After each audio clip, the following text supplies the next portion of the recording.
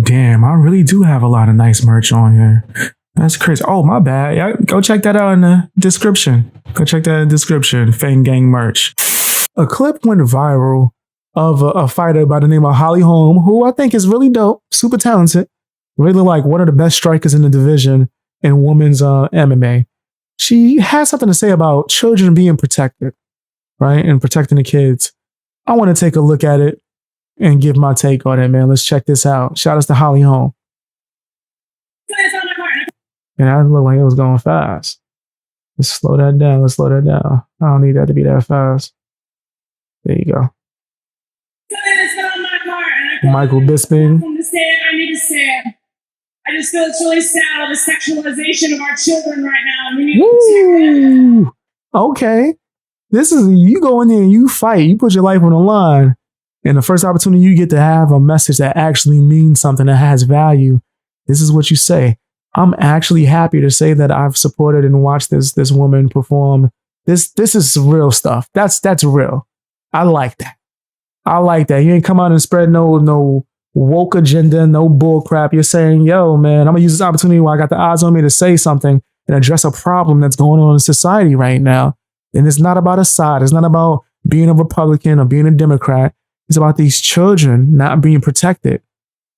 Look at some of the stuff we talk about during my live streams, man. There's a lot of craziness going on out here. So the fact that she's using her platform to do this, amazing, man. She better not retire. Like she tried to retire last year, I think, and she came back. You better not retire because you just got a whole bunch of supporters that want to see you fight and want to support you. Whatever that may be, like, protect the children, please.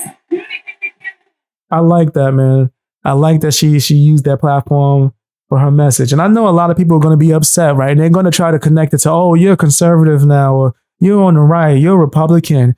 And she's going to show and talk about it in detail that that's not what this is about. This isn't a political stance. This is her really seeing what the world has become and seeing that these kids, they need protection, man. These nasty woke teachers coming in there and spreading nasty agendas and putting certain books in there and all this craziness. You got TikTok. Look what Kanye, with Ye's daughter.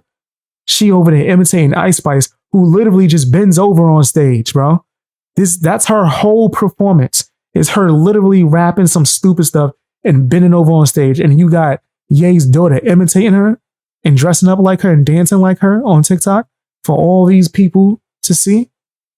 This is a nasty world. So I like the fact that she came out here and she spoke that, man. She let it be known that she wasn't with it.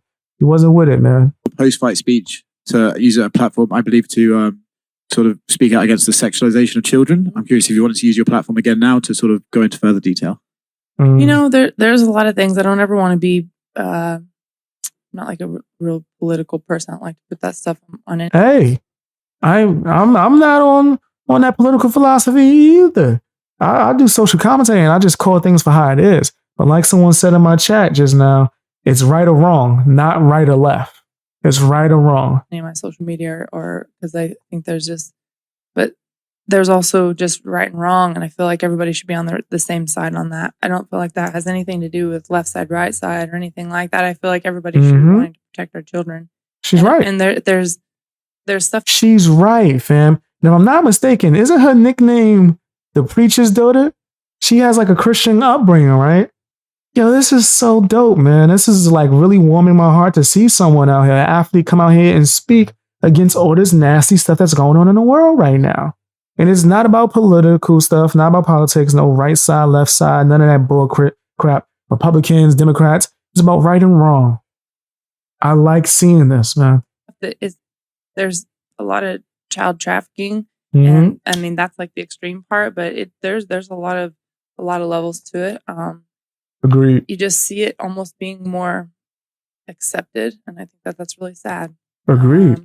So She's right. Feel like we should all do what we can. I know it's like a lot of people don't even know what to do, but if I can at least have a voice on it, then that's something I can speak out on it. And it's just to get everybody together to protect children. Yeah, she's 100% really right. People in their long term. She's right. Yes. There's a lot of people that go through things that from when they were traumatized. Even if let's not even call it a traumatization, right? Let's not push it to the extreme. just as a kid, there's certain things that you pick up that you've gone through that could have affected you, whether it was name calling or maybe your parent didn't pay attention to you or they, I don't know, talk to you a certain way. Those things stick to you unless you take the time and eventually work on yourself to leave that in the past, right? But some people don't even know that they have these things attached to them. They don't even remember some of the psychological stuff that they went through, right? Just anything from when they were children. It could be something that went down in school, being a bully. Fam, it took years of my life to when I was an adult to realize that I had so many fights and like got into martial arts and like street fighting and all this other stuff, craziness, because I was bullied as a kid. And it was kind of like me just fighting at the world, saying like, I ain't scared of nothing. I did a lot of extreme things to prove that I wasn't afraid of nothing because I remember being afraid. I remember being chased home by not just one bully, but huge groups of people. I remember them using weapons. And I remember being knocked unconscious when I was in elementary school and waking up and no one being around and waking up and having to fucking walk home with shame and embarrassment as other people laughed. I remember these things. So when I spent most of my teenage years going crazy and fighting whoever, never turned the fight down, it was obsessive and kind of crazy. And it took me being an adult and having to look back and go, oh, that's why. Whoa, that was a good, crazy way to handle that. Right? So there's a lot of things, especially as men, we go through like traumas that we don't want to talk about. And it comes out sometimes maybe as violence or aggression. Right? So there's a lot of things, right? And it stems from things that we went through as children. Right? So yes, I actually think that her coming out and speaking out about this is amazing. I do. I have friends that are adults, and their biggest thing that kind of is the shadow, kind of that dark space. I see people in the live chat saying, I'm sorry that happened to you. Oh, don't worry about that. Don't worry. Once I got into I started hanging out with I guess you could say the wrong crowd and ended up developing a toughness and get into fights. You best believe, man. Best believe I went to every single motherfucking, every bully. Throw hands right now. Let's go, nigga. Let's get the one-on-one. Let's see how tough you are for real.